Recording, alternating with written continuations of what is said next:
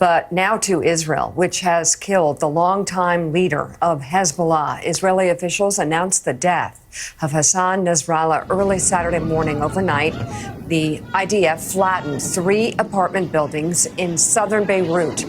Officials claim the central headquarters of the militant group was underground. The IDF says several other senior Hezbollah commanders were also killed in the massive attack.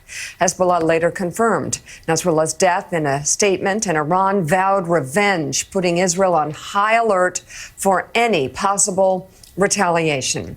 Current and former U.S. officials tell NBC News the Biden administration was blindsided by the Israeli attack, saying the president was infuriated with the timing of it all.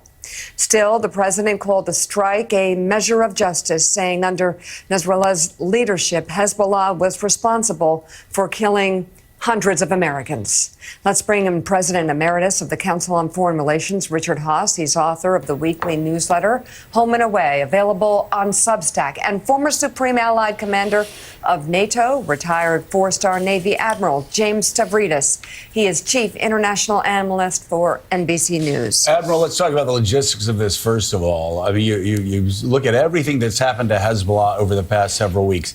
It is very obvious that they did not have the loyalty of the Lebanon people. I mean, the sources that had to give all of these Hezbollah leaders up, that is remarkable in and of itself. But secondly, you look at the situation, and it looks in the short term like a massive, overwhelming Israeli victory in the battle. But let's talk about the broader war.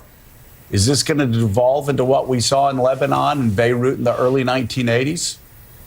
Hey, let's start where you did, which is, what does this moment mean to an organization like Hezbollah? I watched the speech last night of the acting leader of Hezbollah, a man named Naim Qassem, and he was effectively the vice president. So picture an evening where Vice President Kamala Harris is broadcasting from an undisclosed location, mourning the death of President Joe Biden, Secretary of Defense, head of the CIA, the head of the State Department. It's a shocking moment for Hezbollah. And by the way, when President Biden says blood on his hands, that barely gets at what Nasrallah did to America decade after decade, including, if I may be personal, my first classmate from Annapolis who was killed in action was a Marine captain who died at the Beirut barracks bombing. So this is a good moment that Nasrallah has been taken off the chessboard. Joe, to the broader question here, I think the Israelis, and I would caution them, need to be careful of a bit of overconfidence here. Hezbollah may feel to them like a paper tiger. You know, they've been dug into Lebanon, your point, for decades. They've held that country like a hostage. The Israelis need to be careful that they don't overreach here, but it's been an incredibly successful couple of weeks. And final thought here, your question is the right one. Will this go wider? Hey, I define wider as Iran gets into the fight in a big way. Certainly there's going to be more combat up to and probably close to the Litani River, 18 miles north of that southern border. But a wider regional war is Iran getting involved. I think the mullahs in Tehran, hey, they'll fight to the last Lebanese. They'll fight to the last Hamas. They'll fight to the last Houthi.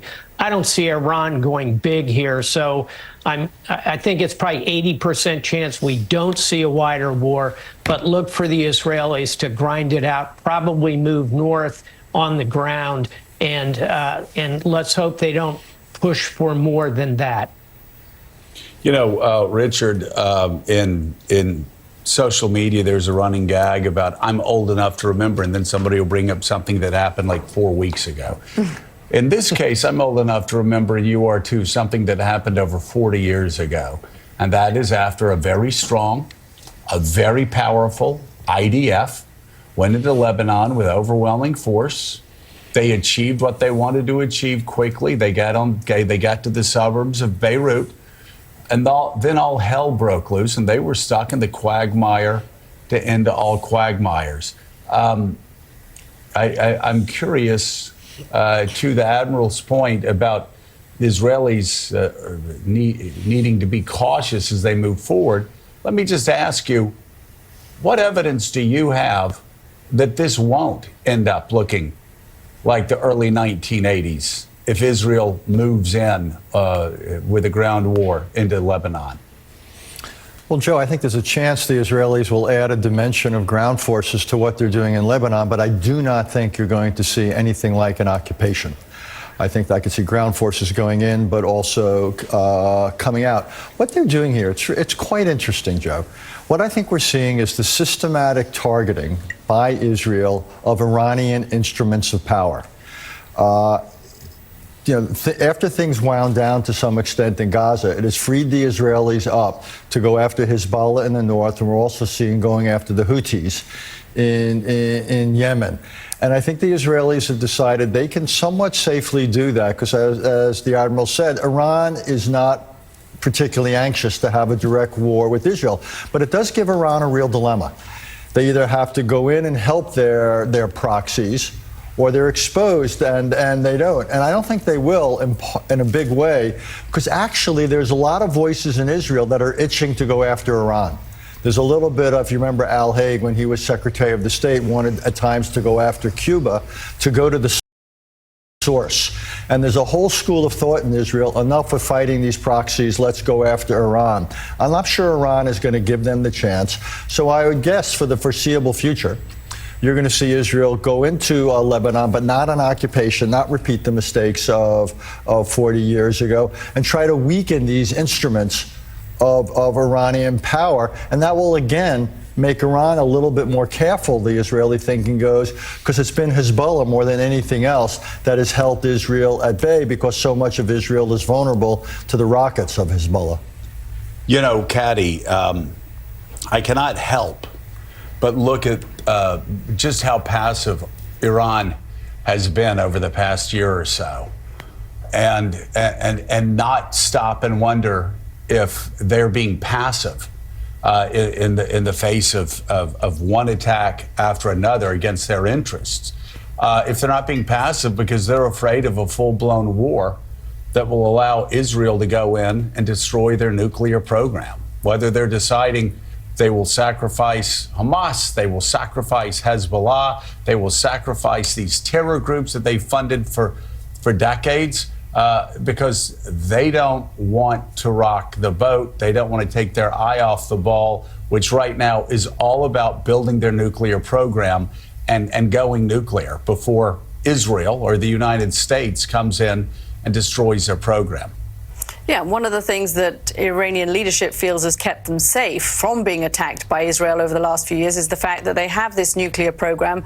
But as Richard just said, there are people within Israel who are itching to take on Iran, would like to do so, and they have to balance those two factors at the moment. So that's why they're playing it cautiously. That's why, as you say, they've been passive, surprisingly passive perhaps, signaling the kinds of missile attacks they were launching, telling the Israelis what was coming in a way that we might not perhaps have anticipated. But Admiral, where do you think all of that's happened, the extraordinary events of the last week, where does that leave Gaza? Does Netanyahu, having done what he has done in Lebanon against Hezbollah, now have a certain amount of wiggle room with some of the right on his coalition to perhaps, this is the optimistic scenario, to perhaps now focus on some kind of ceasefire deal in Gaza, or is that being too Pollyanna-ish about the situation?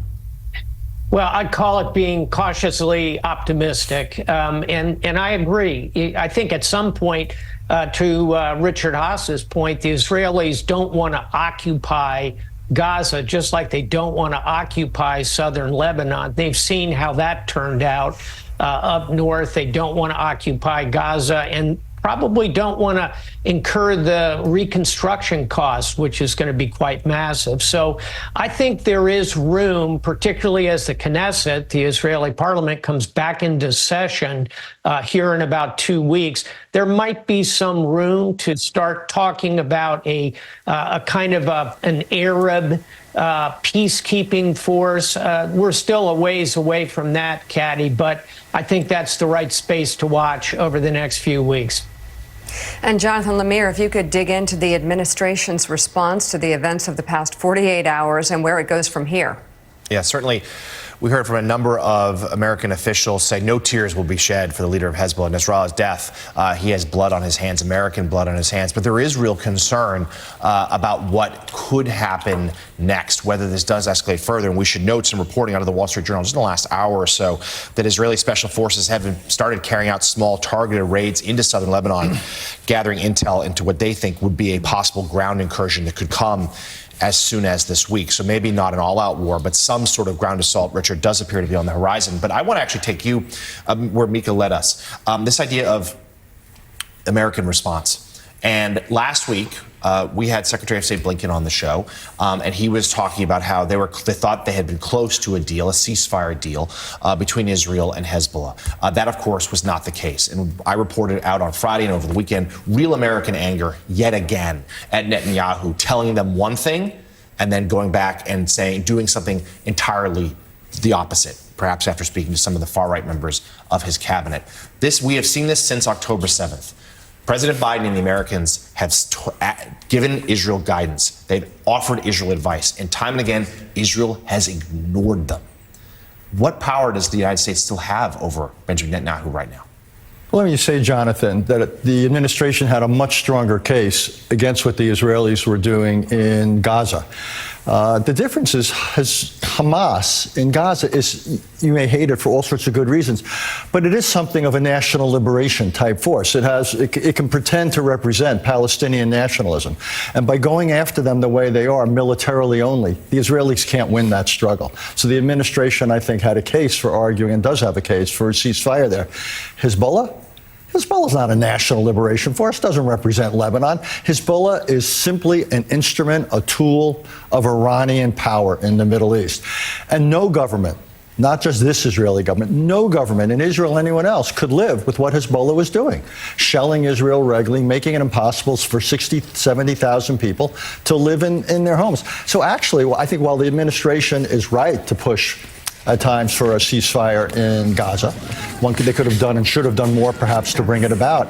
In the north, I actually question it. There's zero chance the Israelis are going to listen to them. So the administration has to ask themselves, hold it, do we want to look feckless by asking for a ceasefire?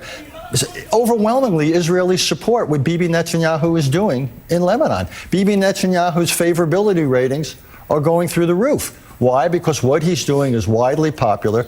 So I think the administration should cool it on the ceasefire talk in the north. I think Israel has some legitimacy in what it is doing there. The United States should never advocate for paths, I think, that they're questionable on the merits and they're simply not going to come about. Makes us look weak.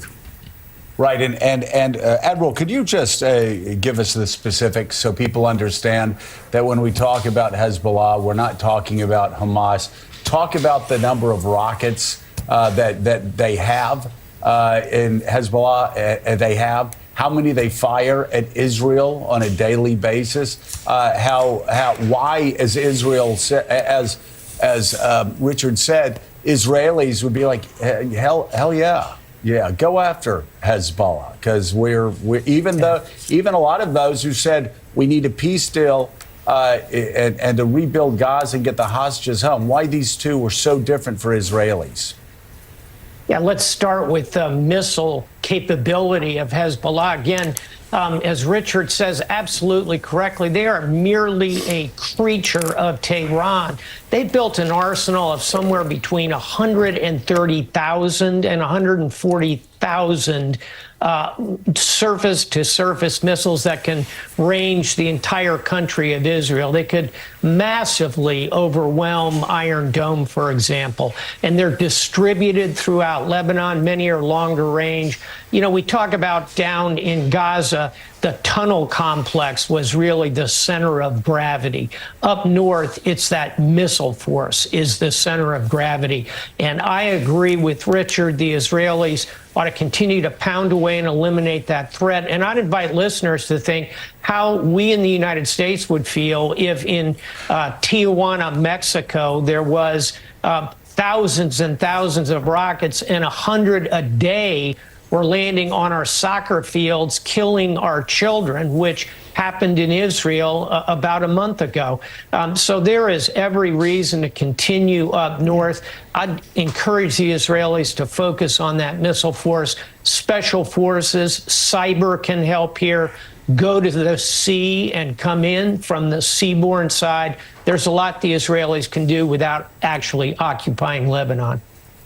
Retired four-star Navy Admiral James Stavridis, thank you so much. His new book, The Restless Wave, a novel of the United States Navy, goes on sale next Tuesday, October 8th. We'll be talking about that. And Richard Haass, thank you as well very much for your insight this morning.